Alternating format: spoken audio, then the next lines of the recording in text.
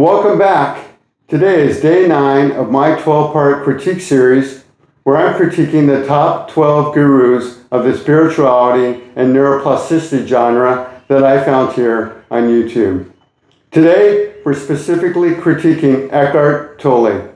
Eckhart Tolle is the absolute king of teaching people how to sit in the now, while completely ignoring the practical day-to-day discipline that you need to function in reality. He's helped millions of people see they aren't just their thoughts, but that's where he leaves them stranded with nowhere to go. And there's a big problem with this process. He's teaching you how to watch your mind and how to sit in the now. But observing your bad habits doesn't help you create new habits that would change your life. You're still left with the bad habits and you're still living that same miserable life. Look, if you want to spend the rest of your life observing your problems and sitting in the now, go right ahead.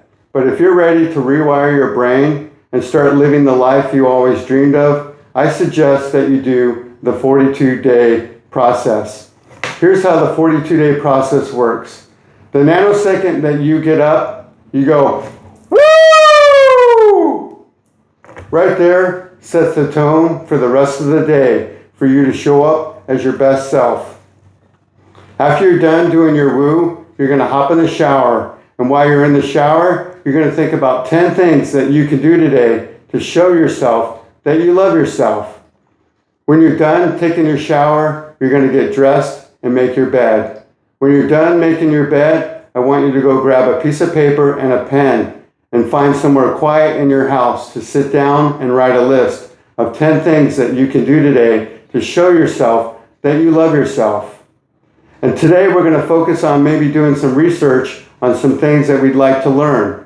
Maybe you could take a cooking class, or maybe you could look into taking a painting class, or maybe you could look into taking some dance lessons.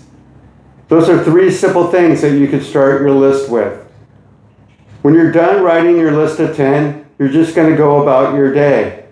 But when you return home that evening and sometime before you go to bed, you're going to sit in that exact same quiet place and you're going to reflect on that list of 10.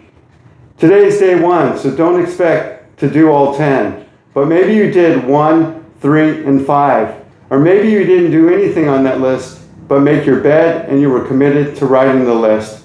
We still celebrate our small wins here. And here's how we celebrate our small wins. We pat ourselves on the back twice. We recross our arms and pat ourselves again. We give ourselves 2 hugs.